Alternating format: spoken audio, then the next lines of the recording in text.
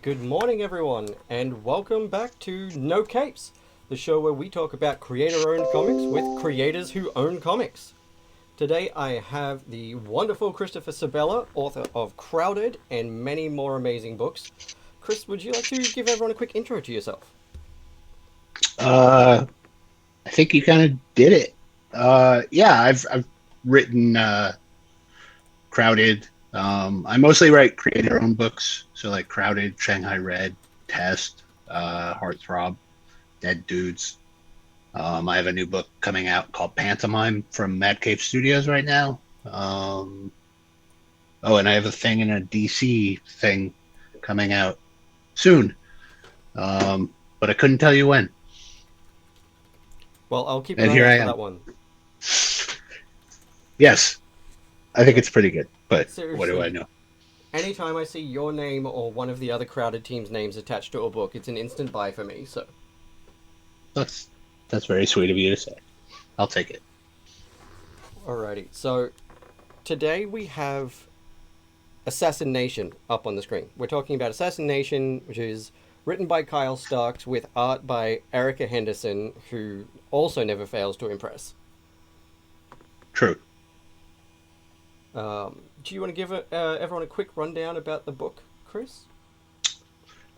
Yeah, it's a story about the guy who used to be the number one assassin in the world. Is somebody is trying to kill him, so he brings in the top 20 assassins in the world to be his bodyguards, and figure out who's trying to kill him. And then chaos ensues. It really does. Things get messy real quick. Yeah, but yeah, it's a great book. It's very funny. It's very bloody. It's like it's packed with characters, but like you know who everybody is, like sort of right away. Yeah, they Um, get some really cool, sort of almost Guy Ritchie esque freeze frame introductions as they all appear, which is really cool. yeah, it's like it's hard to do that stuff to like do a book with several characters and try to make them stand out in the reader's mind. So like just from a craft perspective, I remain impressed by it's sort of like the way when aliens, when everybody wakes up from cryo sleep, and Yeah, in like the first 5 minutes, you sort of know like who the main players are, and sort of you get a very general sketch of who they are, but it's enough to like go, okay, I know who that person is. I know who that person is.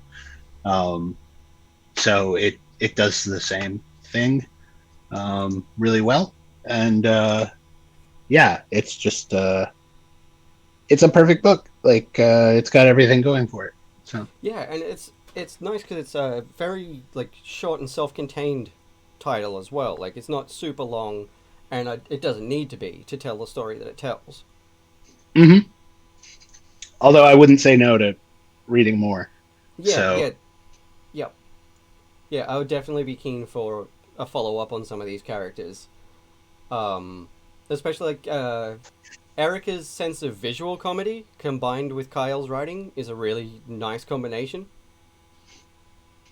no, they work pretty perfectly together, and I know that they're pretty good friends. So just from that perspective, like it was exciting to see like two people who like really enjoy each other's company, like sit down and like let's make something together, and like Yeah, let's smash everything that we know the other one loves together into something that's like, and it feels very much like, oh yeah, this is like who they are. I don't know. It's very weird reading it like that, but it sort of made me appreciate it more.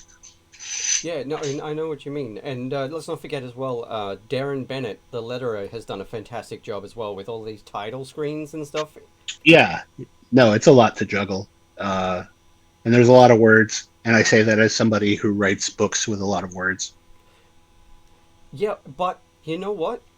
We touched on that on the crowded episode, and I love the way like you said, you have a lot of words, but I love the way your words flow.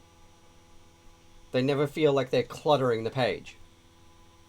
Yeah, it's tricky because I have no sense. Like, I guess I have no sense of shame. Um, like, I will fight to make sure that like it reads the way I think it should read, and it's tough for me to. I'm trying to get better at it, practicing it more, like putting more effort into letting go of words and letting visuals take over. But I like a lot of words. Like it's Yeah, the kind of comics I like to read, so it's the kind of comics I like to make. I get that completely. I haven't really found my own groove with what that's going to be yet because I'm still at the very very teeny tiny start of my own comics journey. But I'm looking forward to seeing what that looks like maybe next year once I get time to actually sit down and finish writing some stuff. Yeah, I mean it's fortunately you're never like locked in. Like Yeah, it's true. you can shift and move, even just from project to project. So it's nice to have that flexibility. It is. I like here on pretty much page one we get the leaderboard of the assassin rankings. Yeah, no, it's I never even like I never looked at it until I got to the end where you see everybody crossed out who didn't make it to the end of the book. But I love like this kind of stuff. Like, yeah, I just like I don't know, putting in stuff like that. That's like completely not necessary, but I'm glad to have it. Yeah, yeah. It's like it's I'm always not a sucker for good design, so exactly. It's not essential to the story, but it is fun, and I do feel like it adds to it. Like it adds yeah. to the reading experience. But it's something I just sort of ignored uh, both times I read it. It's like I just moved into it, and it's like all right, take me by the hand and tell me what I need to know, Yeah, uh, and it does it very well. So. it does. And the use of lighting in this book is really good too. Actually, like we've got the opening shot with the crime boss here, and it's just the whole page is really well lit. It's really dramatic. Yeah, uh, like it's a good like dramatic way to start your book. You get a goofy joke about Chekhov's gun. Like it's got the intrigue. It's got a little bit of comedy. Like it tells you what you're in for right away. But this is like Erica's doing everything, like all the colors and all the line art. So it's nice getting to see like an artist like just like I'm gonna do everything, Yeah, and sort of like because she definitely probably has knows exactly what she wants it to look like, and so getting to see like here you go, like this is everything I wanted it to be. Um, so that was another exciting part of just in anticipation of this book coming out originally was like I just like to see artists sort of like I'm gonna do everything, like director's cut almost. yeah. No, no, that's it. And it's really interesting just seeing all the little touches that have been put in as well. Like I'm looking at it here and noticing the. I have forgotten the term right now, but the gold repaired bowl. Oh right, that thing. Yeah, Yeah, I and don't know what it's called, but I know the concept. yeah, and he's eating out of one of those in this front page, and he's got all the masks from other cultures and stuff on the wall behind him, and it really just sort of immediately gives you an idea of what this guy is about. Hmm.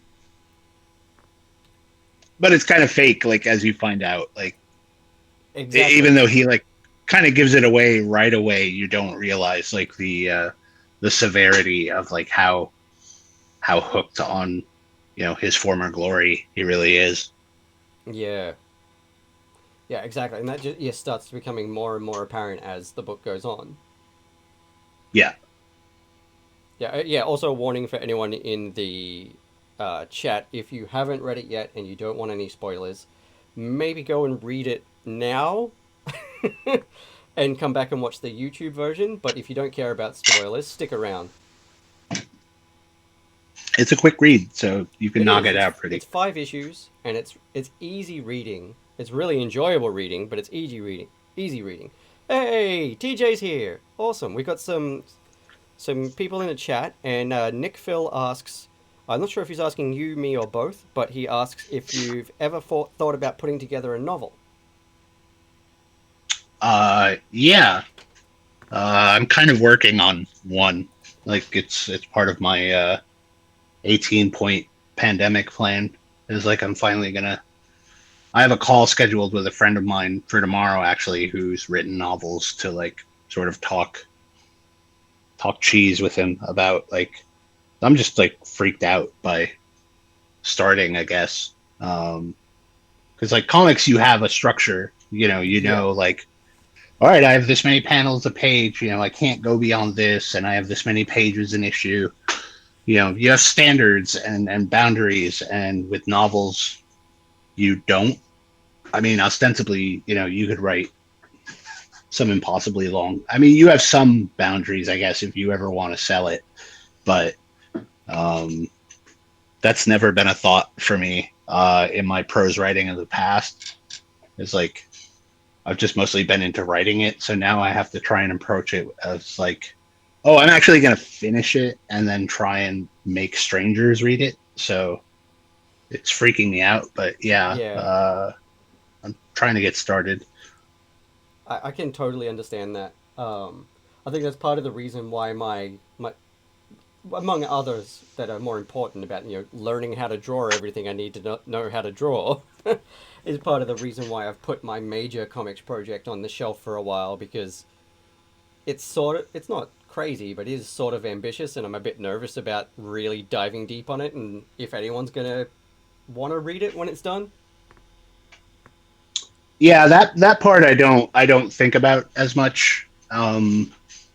Like in a perfect world, somebody will want to read it when I'm Yeah, done, but if not, like I still did it. It's well, still a exactly. thing that I sweat over and made, and I didn't set it on fire. So Yeah, and I think that's exactly like that thinking is why I keep chipping away at it every so often. I will find a day where I can sit down and tinker with it a little bit, but I'm working on smaller practice mini things at the moment rather yeah, than coming out of the gate with like a 70-page graphic novel or some crap. it's good to take baby steps. Yeah, that's it. I'm actually really looking forward to the Christmas holidays so I can actually sit down and finish drawing the short one that I'm working on at the moment. It's been really fun. I love also, and I'm not sure whether was Kyle's idea, Erica's idea, or something that they just both decided on together, but the little references to other movies and stuff in some of Right, the the the murders. the scanners Yeah, and there's a sound couple. effects. Yeah, and there's a couple more later in the book as well, and I just found those really entertaining. Yeah, I always like people approaching sound effects in a more fun way than just like here's the sound a gun makes. Um, and I've been spoiled working on Crowded because Ro and Ted they do diegetic effects, so they draw it into like when a car is Yeah, peeling out, the smoke will have the sound effect in it. that yeah, that was one of my favorite things reading that book is every time they do something really cool like that. Yeah, and they keep doing it. It's impressive, really. That like I was impressed from like the first like on like I think on page one there's one. I know there's at least one on page two or three, and like I'm just as like excited to see new ones as I was seeing those first ones. So yeah, I mean that's the thing I like about this book is like I there's a lot of times where it clearly feels like it's hard to tell where Kyle starts and where Erica starts. Like it's just so well meshed that Yeah, like it it's a book really that couldn't exist unless the two of them were doing it together. Like exactly. this There's a we real wouldn't synergy have there. read this. yeah. So yeah, I don't know. I'm sure it was some text or something, like I don't know, just like something one of them came up with out of the blue, and the other one got really excited, and then or maybe they planned it all along. I don't know. But that's the fun thing about is like with comics, there is no like supreme author. It's just like everybody's the author. So Yeah, right. I it love that collaboration aspect of things because like there's always going to be an idea that someone has that might just take something to the next level. yeah, no, I mean that's the beauty of at least on my end is like no matter what I write, it's not the thing that is going to be on the page. Like, and I like that. Like it's not it's me, but it's me through as translated through someone else, and sort of I don't know. Comics are cool. I Yeah, say like yeah, it's like magical. I don't know. Um, it's the same thing of like when I try to explain to like my relatives why I write comics. I can't do it. It's just like something I feel in my bones. Is like you know, it's a very magical thing. yeah. I'm really stoked to finally be making more of a move into that world now. I've been sort of sitting around the peripheries and working on other projects and wanting to find time to get into it. And this year has been the time where I've finally had a chance to start sinking my teeth in and learning more about the craft. And it's one of the reasons why I've been so excited about doing this show because I've had a lot of gaming projects and my day job that have taken absolute priority. Right. But through doing this show and talking with all the other creators, I am learning so damn much.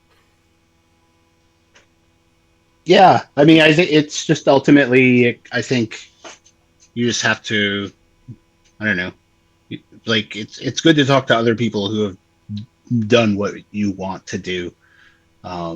And it's like, if nothing else, because you realize like, oh, these people aren't special at all. Like this is like there's nothing that separates me from you.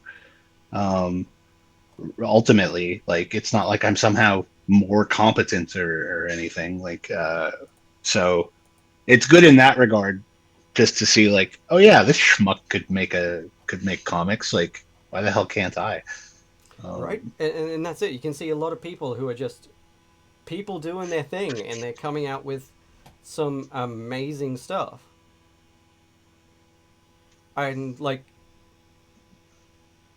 I can think of at least 4 books this year in my top 4 and your name is attached to all of them.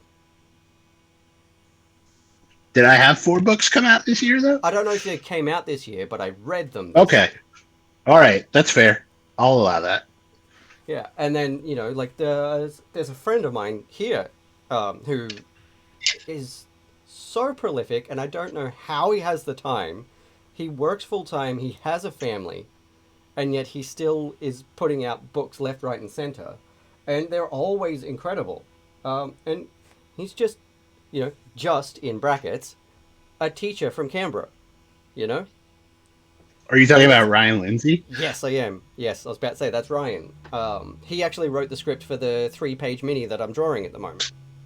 Oh, cool. So I feel Yeah, really I love privileged. Ryan. I think he's a great dude, and I got to Yeah. actually meet him in person. Oh, cool. Uh, and he is like actually good in person too. So, Yeah, he's which a is always a lovely guy. crapshoot with comics people, It like is. because we're all weirdos, Yeah. just staying in our dark rooms. So, like, you never know. Like, hmm, we have some good online conversation.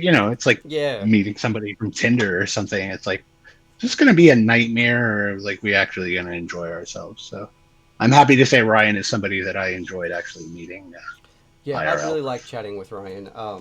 I'm sort of digitally met him long before I met him in person because my best friend from high school's older brother went to school with him. Hmm. And one day he knew I was working on some comic stuff, and one day he's like, "Oh, hey, I know a guy who writes comics, and he's done this stuff, and did some stuff for DC, and he wrote this essay about Daredevil. You want me to introduce you?" I was like, "Do you have to ask that question? You've known me since I was 13." But it's Ryan's, just, yeah, he's like the perfect dude to be introduced to. yeah, it's just fascinating, like the backgrounds of so many people that have come into the comics world, and then they're all creating amazing stories. You're like even Tom Taylor. Tom Taylor used to be a frickin' freelance juggler. I never knew that. Yeah, he used to be like a fire juggler and performer and stuff, and then he started writing comics. I can see where those skills would come in useful in comics. Yep, and he's, yeah, he like in superhero books, he's definitely one of my favorite writers at the moment. Because there's only a handful of characters I keep up with in the world of superhero books, because there's just so many books and so many crossovers and stuff now. Sure. And yeah, if one of those characters has either Tom or Gail Simone attached to it, I'll read it, because chances are I'm going to really enjoy it, because they seem to get what I like about those characters. Like Spider-Man and Alfred, Tom Taylor writes both so well. Oh, from Bat. Okay. Yeah, Yeah. No, I was trying to. That'd be a great crossover. that actually I think that'd be really fun. Okay, I've officially joined the call for Marvel and DC to bring back Amalgam. Oh, right. Those. Sure, why not? At this point, like, bring back whatever. They're bringing Yeah, everything else back. Like, if 2099 can come back, right? why not some bootleg Wolverine? Yeah, like the silliness of that universe and some of the writers that we've got today who simultaneously love these characters but embrace the absurdity of people in tights swinging around the city. I think it'd be really fun to have that rewritten today. Well, I support it, although I probably wouldn't be hired for it. So, but still, I support it. I mean, I would kill to Spider Boy. I reckon. Put you on Spider Boy. What is that an amalgam of? Like Spider-Man and Superboy and Superboy? Spider Man. Hmm. I don't know that I have much to say about either of those. Yeah, it's weird I because like I like the freak characters. Like I like the characters nobody gives a crap about. So like there's maybe like four superheroes that I am like deeply invested in, um, and I think they've all been like handled by other writers recently. So it's like I can't even like dig them out. Like they've already been dug out. So, yeah, I get that. but this is no capes, so we shouldn't be talking about that. It's true. It's true. It is no capes. I actually love. Speaking of the book that we are talking about, I Right. love this detail. I'm not sure what page number is this. It is page 11, where Maxwell Bishop first turns up at the party, and he lays his gun down on the table, and it's got revenge etched into it. Yeah. Uh, like, and it actually like comes full circle by the end. Yeah, this whole like opening sequence is just like super. The like. Yeah, I don't know how you do this honestly. Like, yeah, it's impressive to the point of annoying me. Of like having a party with 20 people and like having like all these little like tiny little interactions that happen here and there. Like there's the weird creep who like menaces the lady who's just like getting buffet food. Yeah, Um like and like Dave like wandering around trying to get everybody to sign his autograph book. yeah, that was a nice touch. Yeah, and the way like I don't know, like yeah, I don't know. Yeah, it's so it I hate when I like read books that I really like sometimes because it's like shit. I wish I could do this. And I don't know how you do. Like, there's sometimes it's like you see the magic trick, and you know how tricks similar to that work, but you don't know how this magic trick works. Yeah. Um, so it's a very love hate thing for me. Like when I find like a great comic, because it's like, man, I love reading this, and then simultaneously, it's like this really pisses me off that like they make it look so easy, and I struggle with like three people in a room, and they're writing like multiple pages with 20 people wandering around, and somehow keeping everybody in their proper place and Right. giving you enough to like give a crap about some of these people with like, oh, they said, six lines, and it's like, now this is the person I'm focused on. This is the one I'm deeply invested in. Yeah, right. Like one friggin' speech bubble, and it's like, oh, okay. There's something about you that I want to know more about now. Yes, this is the murderer that I am siding with. Uh, and then they And die 4 pages later. I have that relationship with Ro and Ted, to be honest. Reading Crowded every time, I'm like, this is so good. This is so good. This is so good. Fuck you. How can you draw that so well and make it look so easy? No, I can only imagine. Yeah, like all art is like weird magic to me. So like, but theirs is like beyond. I can't even get angry at it because it's like I couldn't even draw anything they're drawing crudely. I once Yeah, tried to ink some of their pages like just as a like just to like see what that was like, and it's like, oh, this is really hard. I don't want to do this anymore. Like 'cause I don't understand. right. Like, Like and I'm drawing over them, but it's like I don't understand like how the brain works to like this is how I'm gonna pull all this together, and it's like no, like I can't get. It's best that I just treat most of comics like magic, and my job is like the one part that I truly understand, that and lettering. yeah, no, I get that. Like every time I look at Ted's inks, I'm just like, I know you did this with a brush or an ink pen. What even? Like the clean strokes that he uses. I've Yeah, got a no, bunch of they're inking all pens and assholes. stuff, and I'm scared to touch them. Yeah, it's enraging. But that's like good. That's when I know I've stumbled on something good, when I get a little pissed off. So Exactly, because you can't help but get a bit envious about how smoothly the thing has been done. And that's what I love about this book is how succinctly, but so in such a short period of time, they give us a total snapshot of what each of these people is like. Like Chad Fingerman, you only need like one conversation, and you can tell that he's a complete tool. yeah, or that fuck Tarkington is clearly going to be like everybody's favorite. Yeah, Um, yeah. As soon just as he by the way walks, he signs Dave's book, is like it's like, oh, okay, this is my dude. Like a dude who's like misspells Dave, and then signs it your pal fuck. Well, this is clearly the one I'm gonna care about most. right, the second I saw him with his, shirtless with his denim overalls on, and he just picks up the gold gun and tucks it in his pocket, I'm just like, okay, I think I like you already.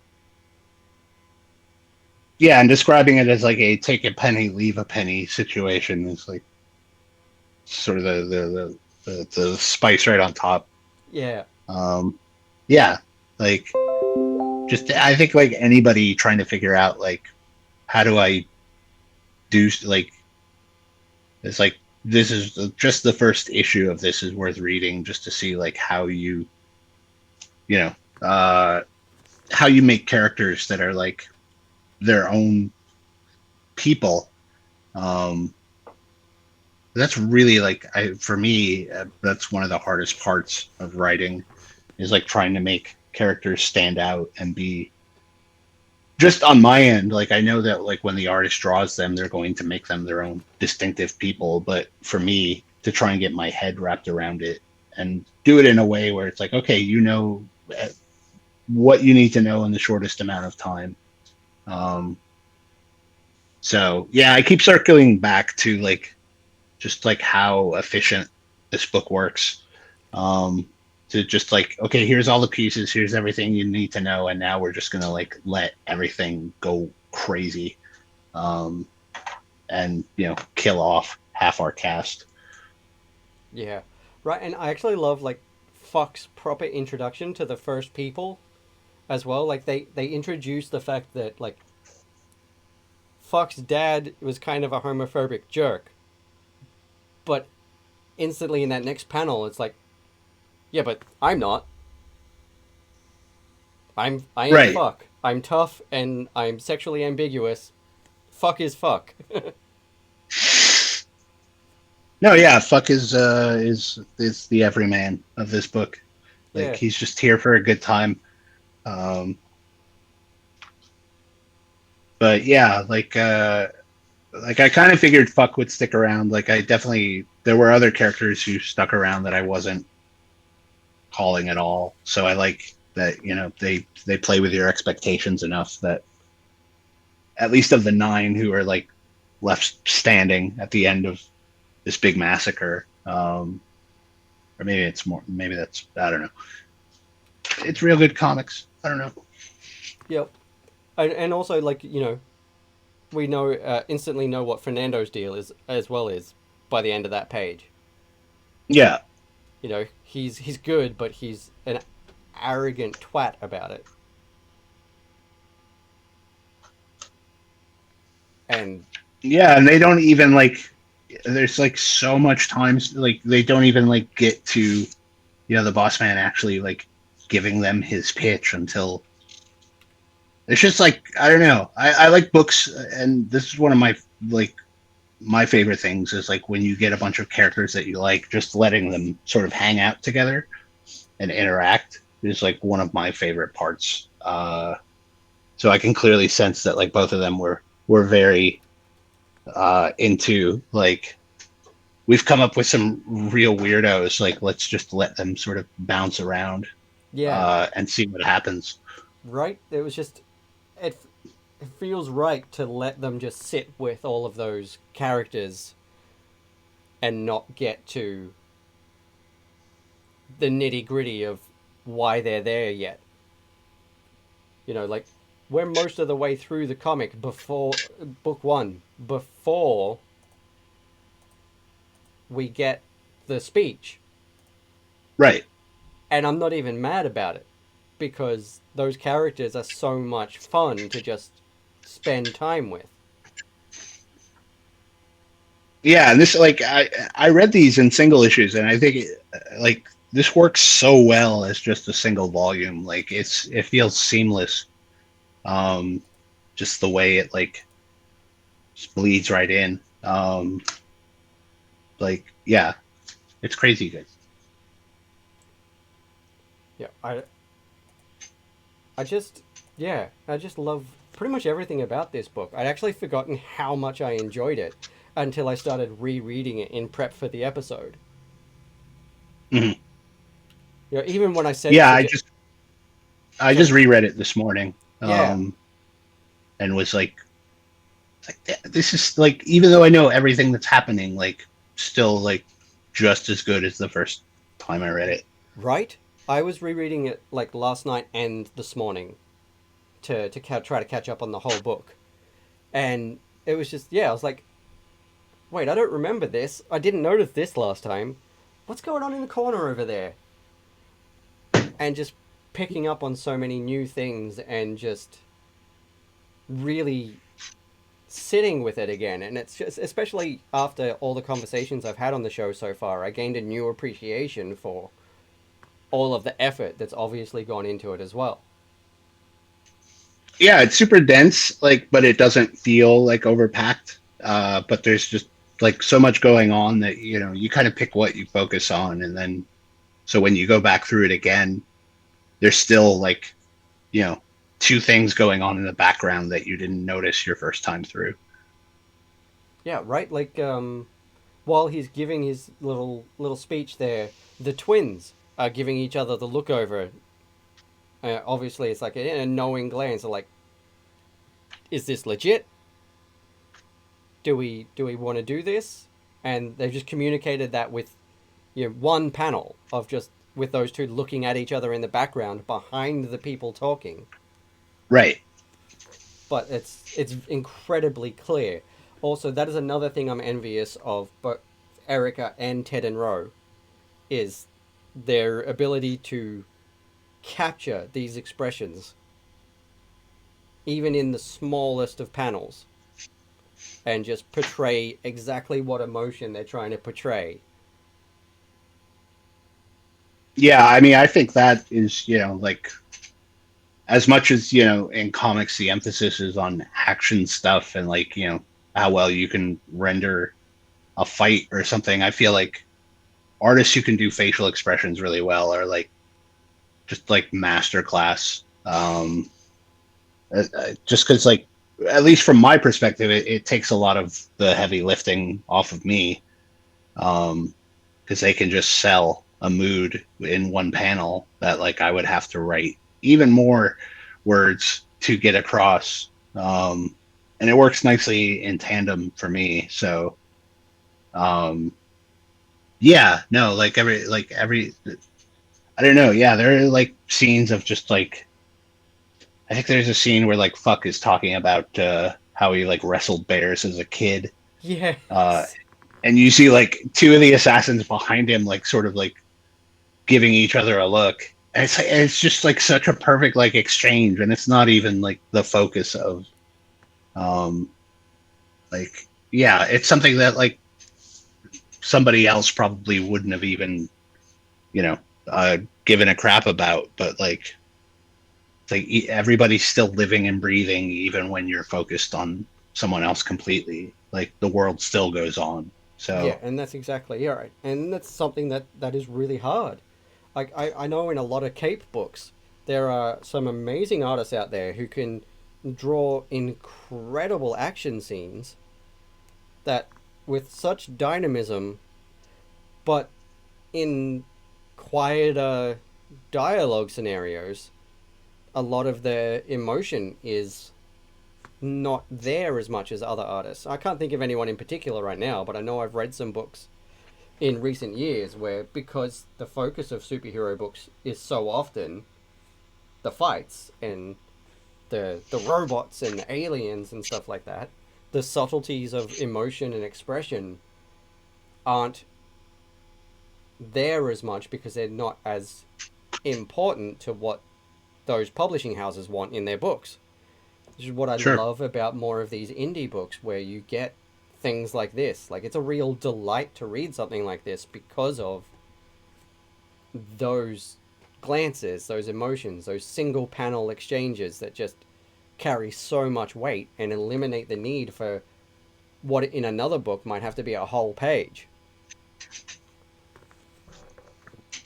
Yeah, you'll get no argument from me on that. Like, um, yeah, like so much of this book is just like people pulling faces, and I'm super into it. So Right? Like immediately after this guy finishes giving his speech, there's the dude in the American flag fringy jacket, and he's just got that such a smarmy look of, yeah, I know something you don't know. I know better than you. And then he pulls his gun. yeah, I'm glad that guy died. Yeah, yeah, Him yeah. and the There's creep. Uh, the big creep. I was sort of sad to see the creep go, but also once they show you what kind of creep he is, I was like, okay, that's cool. Like, I'll lose him. Yeah, right.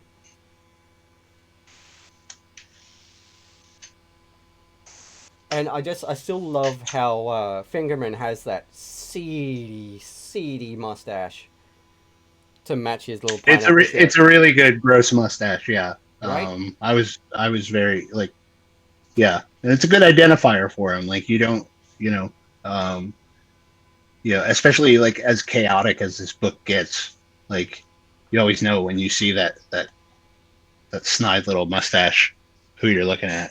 So right? it's a And I good think, quick visual reference. yeah, I think this page where Fingerman tackles the boss um, was the moment that completely sold me on Fuck being my favorite.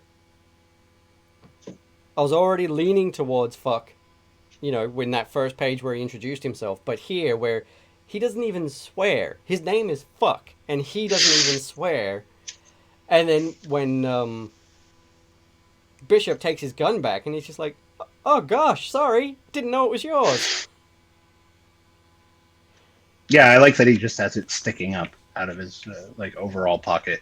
Like, And then next page is another one of those sound effects.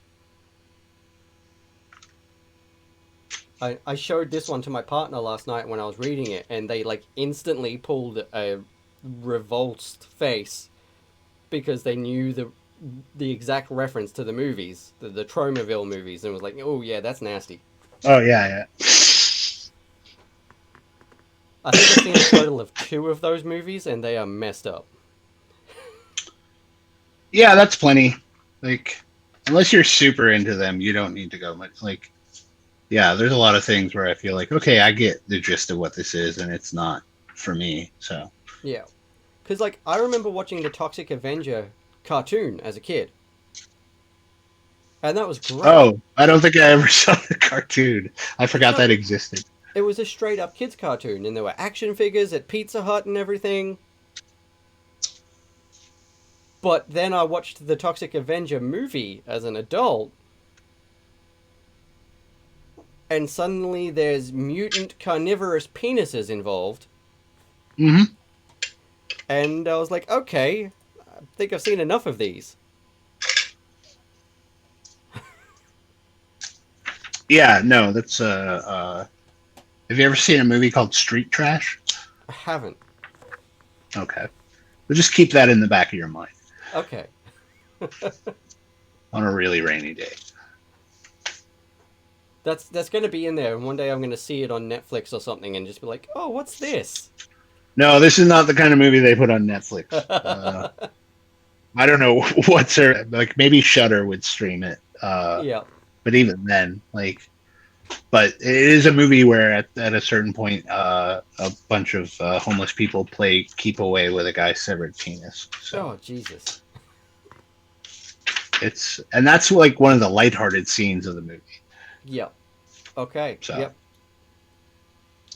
that's for everybody out there. Something to think about. Yep. I love on the page where the creep gets killed by Fernando there. You know, we immediately get that sense of Fox style and capabilities too. Hmm. He just appears smiling menacingly behind that blonde dude and then hurls him across the room. Yeah, I never felt like I feel like everybody in this book underestimates fuck, but like I was fully like supportive of him from the get go. Yeah, So the second I like saw him, I was like, this guy's going to be a tank. yeah, like he's certainly a fave, but I feel like in the world itself, he is very underestimated by Yeah, everybody, and they're constantly like he's constantly having to reaffirm to everyone like, oh no, I'm actually like a real badass.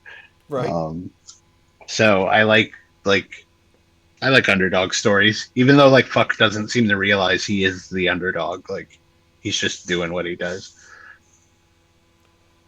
Yeah, yeah. Fuck again. Fuck is fuck. Yeah, and I like a character that lets me say fuck this much, and it's not obscene. Yeah. I'm just talking about stories.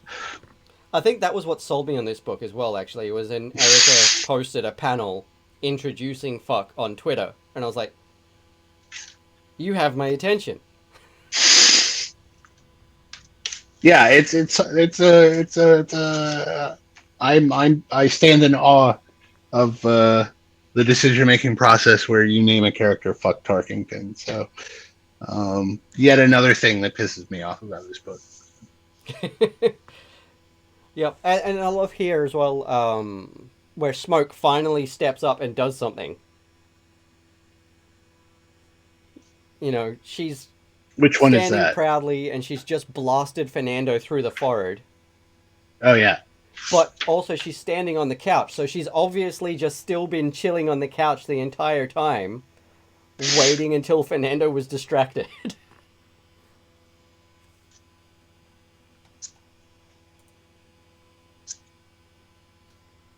yeah. Sorry, I'm bad at this. I No, get caught up like staring at the book. no, Like, no, I oh do that shit, all the yeah, I time. remember. I do that all the Sorry. time. I'll focus. That's for me that's part and parcel of having ADHD. Yeah, I Like don't even have that to blame. Like, I'm just a dipshit. there's just so much to look at. Like even on that panel, there's the brain matter leaking out of Fernando's head, and there's the Yeah, no, the there's a lot of brains in this book. yeah, Like more than like a lot of like close, adoring scenes of brains flying out of people's heads. Like when they finally show Bishop's boyfriend getting shot. It's like even yeah, in that where it's like this like really tragic moment, it's like it's still just like artfully rendered brains flying out of his skull. Like right. even in the Uh, most tender moments, you're still gonna see brains. yeah, and the chat says, "How can you not stare at the book?" Yeah, And that's it. There's so but much to stare at. Like I'm staring at the walls in the background of that scene, just after Fernando's being killed, and it's not exactly screen tone, but I think it's like tone scraping or something on mhm. it, giving the texture on the walls, and it just gives that room a whole bunch more depth.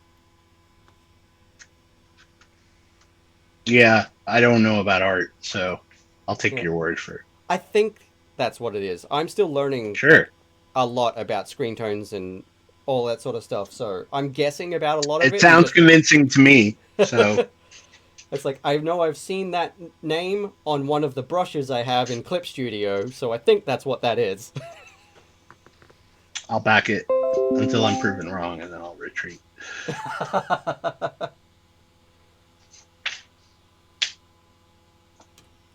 Yeah, and yeah, and then it just ends with the survivors standing around, kind of what the fuck, and I think that's the perfect first issue for this story. Like we get Yeah, all of that time to sit with these characters and get to know them,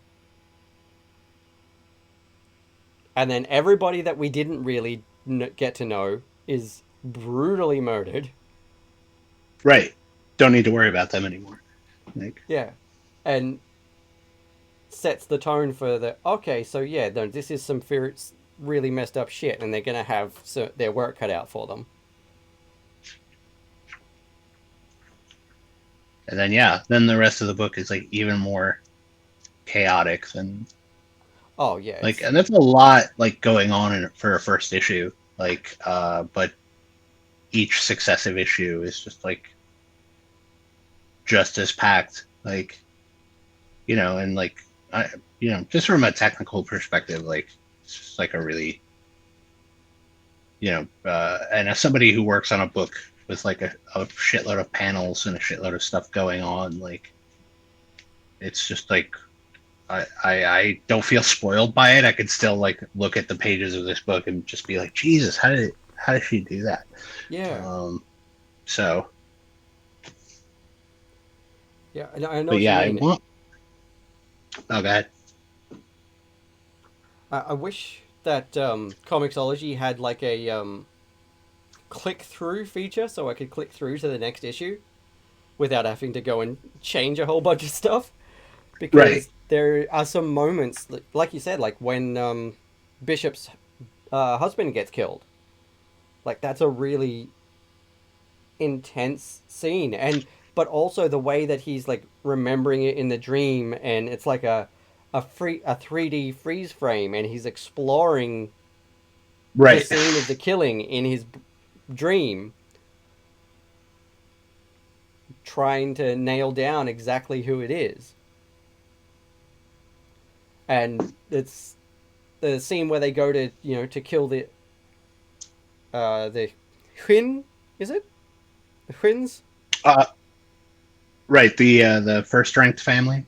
Yeah, and they're going in there, and he notices that Fuck doesn't have any weapons, and he's like, you didn't bring a gun? He's like, no, you all brought guns. I thought this would be more fair. Right. And then just fucking bursts through a wall and smashes a bunch of dudes' skulls together. Yeah. My favorite moment still though is like when they're in the elevator and the doors open and all the like Yeah. the boss is there and everybody is knives and Dave just hits the closed elevator door and uh like it's the perfect move, but like nobody expects Yeah, that somebody's just gonna close the elevator doors. right? And they all Um turn to him. He's like, what? I wasn't ready. yeah, no, it was like it's so like yeah, the ability to just switch from like here's this tense dramatic standoff and then there's like one dude in the corner who's just like hitting the like closed door button frantically. Right? And then we get the Um, frustrated mob boss on the other side of the door as well.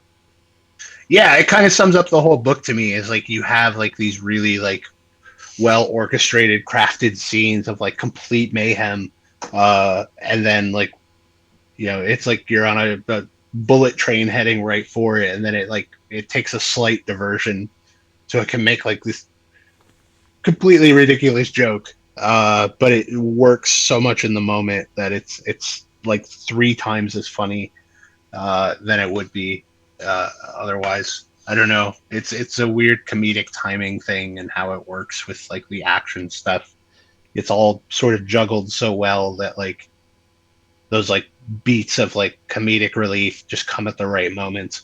Right? Um, I kind of and it like sorry, you yeah. finish.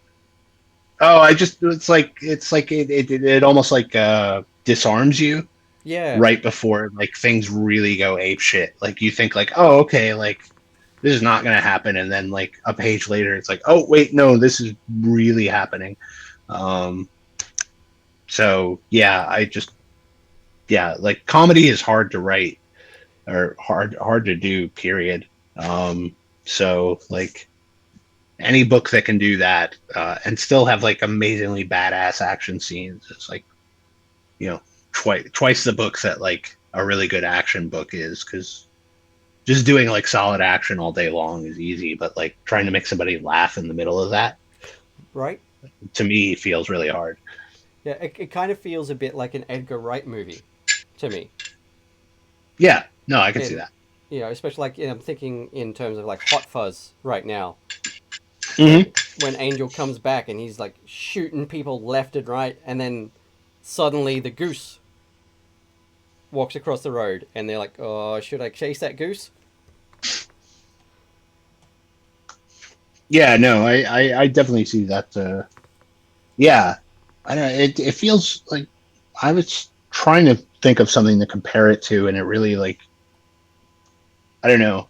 All I can compare it to is like other Kyle Starks books, where they have like these crazy action scenes, and it's all punctuated by doofuses like being dumb at each other. Yeah, It's kind of my perfect genre. It's like what I love more than anything is like people being idiots with each other. yeah. No, I get that completely. I'm just trying to. I'm having a look just to remind myself of some of Kyle's other books.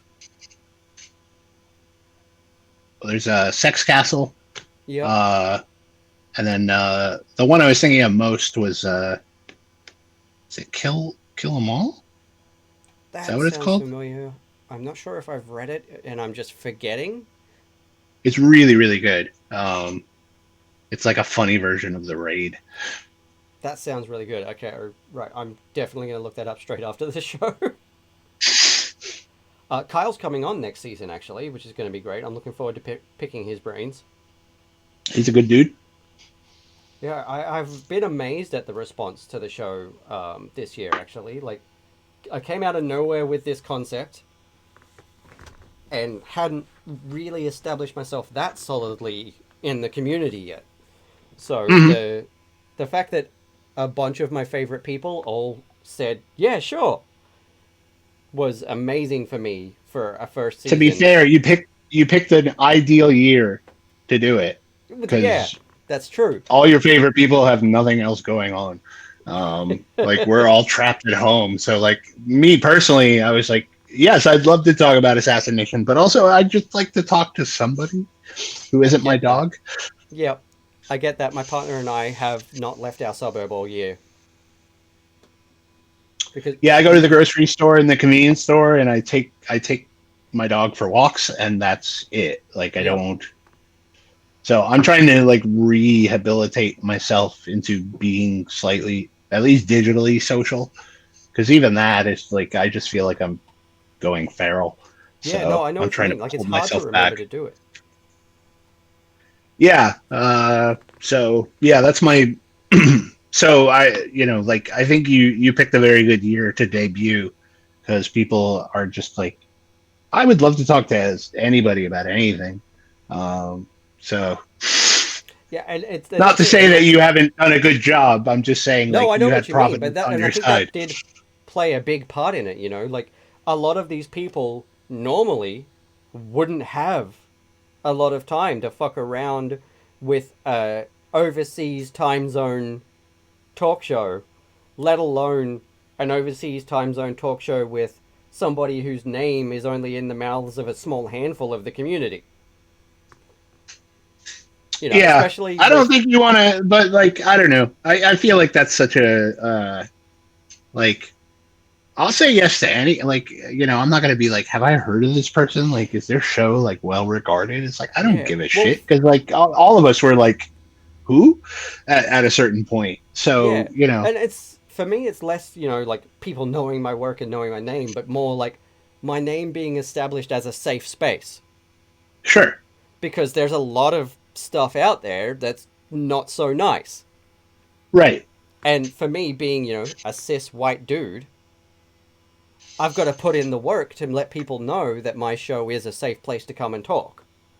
And so I was amazed that I got so many delightful people to come on the show this year, and I think that's really helped me to do exactly that because so many more people from more marginalized communities that I really wanted to talk to have said yes to season 2 now, Nice.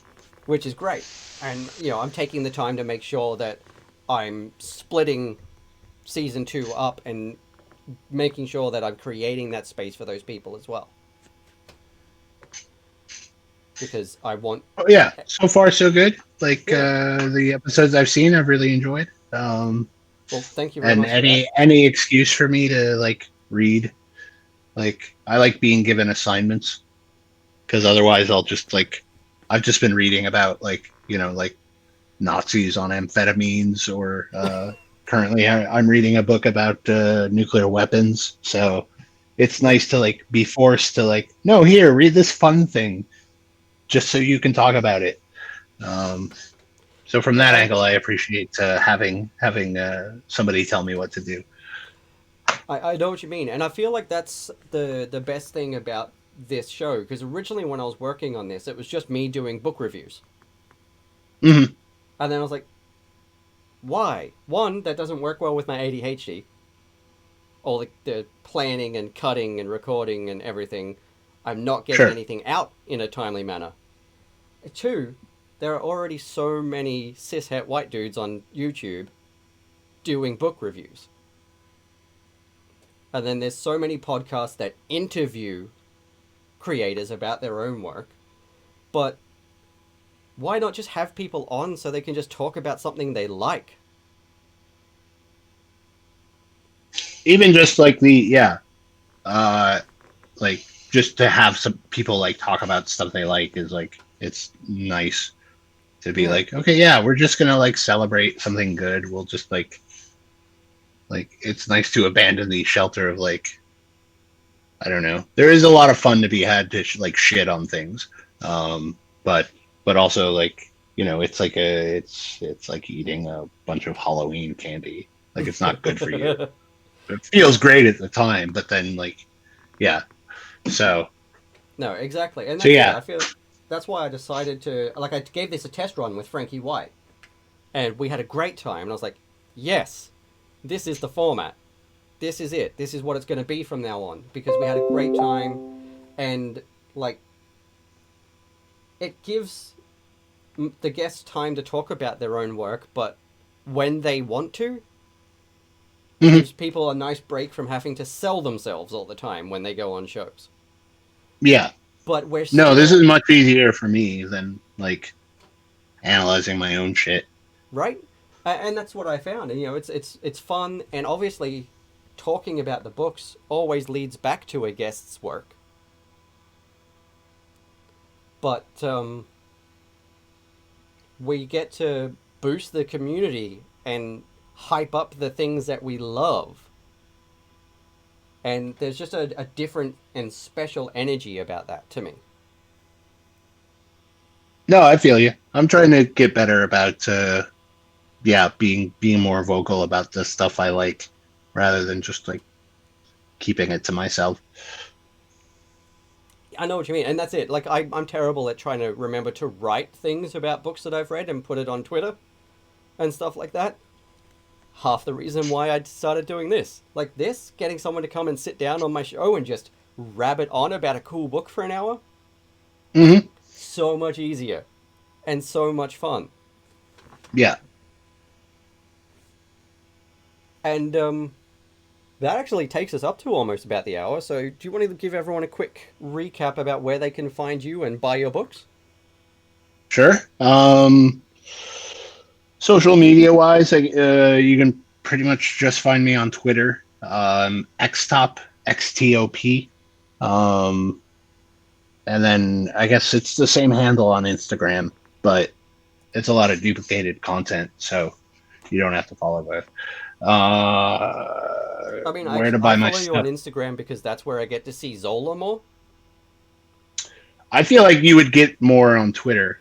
Well, for me, it's the algorithm messes me up. Okay. So, like, The Twitter yeah, gets a lot more Zola photos. I will forget that Instagram exists for sometimes weeks at a time. So, yeah, no, I get that. um, It's and an then I effort for me to guess, remember to post to Instagram too. yeah, I keep me. I mean, I feel like I should delete it because it's still part of the Facebook network. But Yeah, I don't know. it's kind of a pain that they bought it because they've changed a lot of stuff. They own WhatsApp now too. Oh, well, I don't use that, so that's cool. I'll Yeah, allow that. Um, but yeah, I guess for buying my stuff,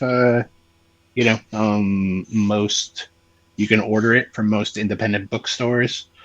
I sell some books on my website, which is christophersebela.com, and that also has like a comprehensive like list of all my books. There's Comixology too, I guess. Or your local comic shop, um, or a library. Although a lot of libraries are closed right now, so. it's true. There actually But a there lot of are like libraries up. digital. There's Yeah, like yeah, digitally via libraries. Like more libraries are doing like digital. Like you can check out digital versions of comics and stuff. So I know that like Crowded is on a couple of those, probably other books of mine. So yeah. And for anyone watching in the chat, uh, especially my friends who I know are in the chat right now, if you don't go read Crowded, you are going to hear about it. I am going to chase you up not for after me you've though. read it. And I'm on cool Crowded, either way. I know I've been trying to keep an eye out for it. Have I missed the release of the last issue yet? No, we're working on volume 3. It's just going to come out as a trade. Cool. Um, Sometime early next year, or I don't know. The this year has set everything on fire It really, multiple really times. has. But our plan was, like we hit a point where we were just like, it's going to be easier for us to do the last volume as a trade. Like, there's not going to be any like we have to get an issue done every month, or Mm. every 5 weeks. Like, it takes a lot of the pressure off of all of us. Like, even for me, just like trying to write scripts this year has just been Oh occasionally a yeah, nightmare. the brain So frog so has it's, been bad. yeah, but I finished writing it. I don't know, a couple months ago. And I'm really Awesome. happy with it. Uh, and like, it's the ending. I kind of like figured out the ending, I don't know, a couple of years ago. So, and we got to it, and I'm really happy with it. So it's going to be really good. Like, I've seen the first half of it, and it's beautiful. Because of course it is. It's Ted and Ro and Trina. Um, so yeah, and then all 3 volumes will be out for you to purchase or Excellent. I've been check waiting for out. that so I can get all three hardcover. I've been keeping up with the single issues on Comixology because comics are expensive in Australia. Sure. A single issue goes between $6 and $10. What? Yep. I didn't know they were that expensive. That's Yeah. crazy. Yeah. Like Why? $5 is an Why is that? average. Well, I think it's the exchange rate for one, but also the Australia tax. We get taxed pretty hard on anything that comes into the country, so that means that retailers have Okay, to put the prices up. I see. So Wow. something that's like $3 in America might be $7.99 here. Yeah. No, I would totally like, I've gone digital a lot of the way, like, at least as far as single issues go. Just because I don't want to get long boxes uh in my life ever again. Like, I've been through, I've had several stages of like, yeah, I'm gonna buy single issues and I'm gonna keep them all. and then Yep. uh and then you hit a point, it's like, why did I keep all these? And how can I get rid of them? So yeah, digital has been good for me because I'm just trying to like, uh, especially this year, I am trying to like, shed my attachment to material objects. I know what you But mean. I I still just like a good shiny trade. yeah, I love a good shiny trade. I'm really fortunate to have trades from a couple of my favorite creators at the moment, but I'm looking forward to the new year and picking up trades of some of these books that I've been reading and talking about on the show as trades. Yeah, I was just having a look in like Night of the Living Deadpool. A single issue of that was $7. Jesus, Yeah, that's it's a lot of money for a Deadpool comic. exactly. So collecting comics in Australia is not cheap.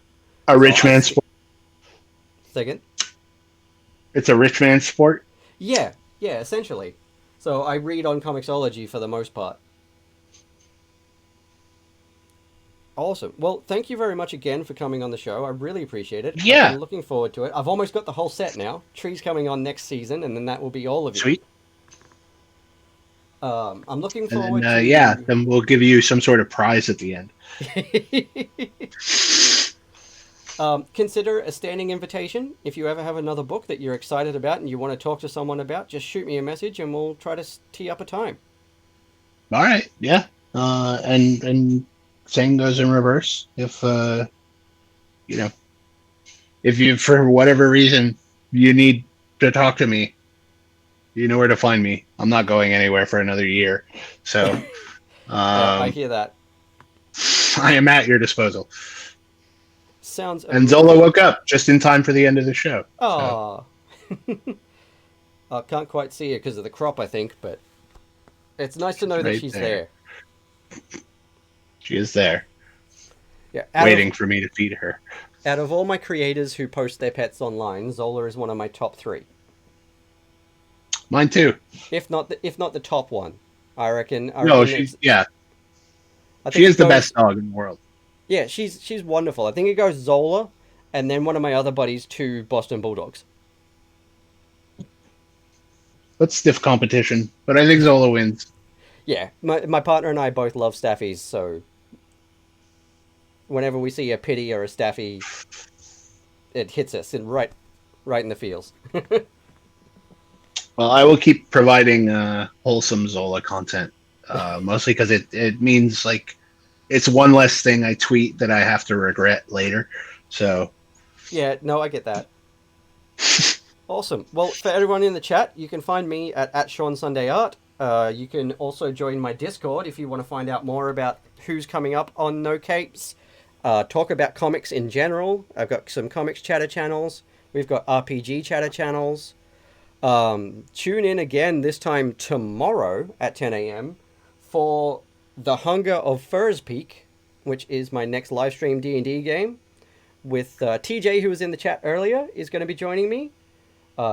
And also Denise, Ben from Salty Ghosts, and Punkle Nix will all be with me tomorrow for a fantastic game of D&D. I'm not going to say who the big bad evil guy is in case any of my players are watching, but it's going to be really fun. And we'll be using the augmented reality Ardent Roleplay app. So see you all then. If not then, tune in next week when Sweeney Boo comes on and we talk about Middle West. This has been No Capes. I have been Sean Sunday, and this has been Christopher Sebela.